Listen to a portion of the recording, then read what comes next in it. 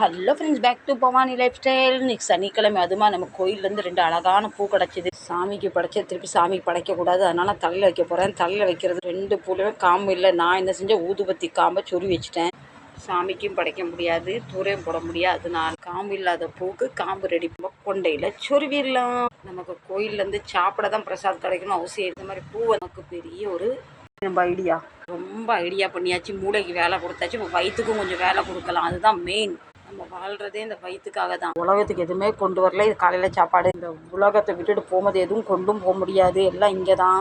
என்னதான் கோடிக்கணக்கு சொத்து இருந்தால் அந்த வயிற்றுக்கு பாட்டு பார்க்க தான்.